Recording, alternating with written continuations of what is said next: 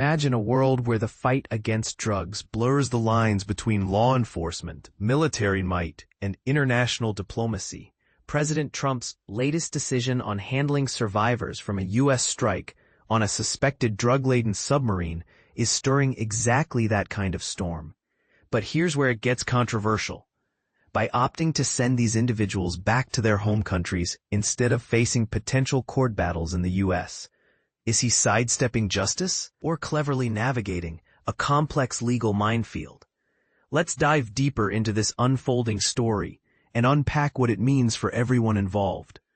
President Donald Trump recently announced that the two survivors from a U.S. military operation targeting a vessel in the Caribbean Sea, which was suspected of transporting illicit substances, are being repatriated to their home countries of Ecuador and Colombia. In a post on his social media platform over the weekend, Trump described them as surviving terrorists who would be handed over for detention and prosecution in their nations of origin. This move, he explained, comes after U.S. forces intercepted what he claimed was a submarine loaded with fentanyl and other illegal drugs. To put this in perspective for those new to these operations, fentanyl is a highly potent synthetic opioid that's been linked to a surge in overdose deaths in the U.S., making it a top priority in anti-drug efforts. This incident marks the sixth such strike on maritime vessels in the Caribbean region since the Trump administration intensified its activities there earlier this summer. The goal, according to the administration, is to curb the relentless flow of illegal narcotics into the United States, which has strained communities and overwhelmed healthcare systems nationwide. Picture the Caribbean as a highway for smugglers. Vessels like this submarine are part of a shadowy network that has fueled addiction crises, and these operations aim to disrupt that supply chain at its source. But here's where it gets even more intriguing. For beginners in international law, think of this as a high-stakes chess game where each move could redefine how the U.S. engages with non-state actors like cartels. Trump has repeatedly asserted that he possesses the legal power to deploy lethal force against these drug cartels, framing them not as mere criminals but as terrorist groups, posing an immediate danger to American security. In a detailed briefing to Congress, he positioned the U.S. as being in an armed conflict with these organizations, classifying drug smugglers as unlawful combatants. This analogy draws parallels to how the U.S. has treated terrorists post 9/11, justifying military action over traditional policing. And this is the part most people miss. By labeling cartels as equivalent to terrorist networks, Trump's approach expands the toolkit available to the government, potentially allowing for quicker, more decisive interventions without the hurdles of civilian courts. However, not everyone buys into this interpretation. Some legal experts argue that this classification might not withstand scrutiny in a courtroom, pointing out that drug trafficking, while deadly, doesn't always align neatly with terrorism's global threat level.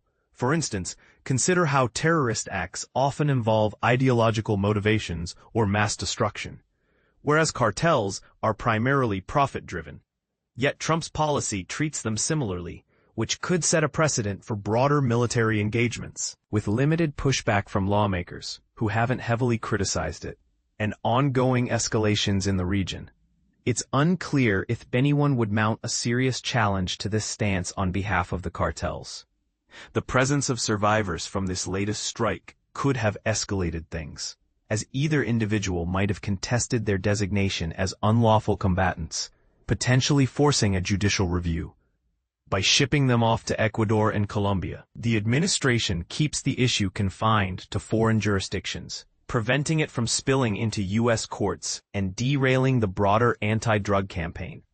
This strategy not only streamlines operations, but also minimizes domestic legal entanglements, allowing the focus to remain on dismantling cartel networks.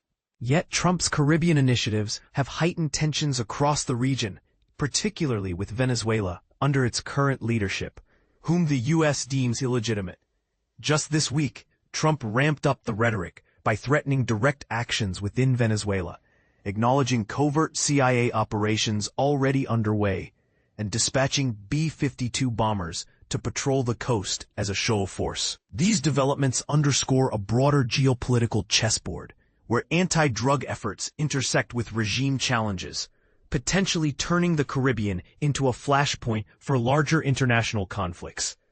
This situation raises profound questions about the balance between aggressive enforcement and global stability.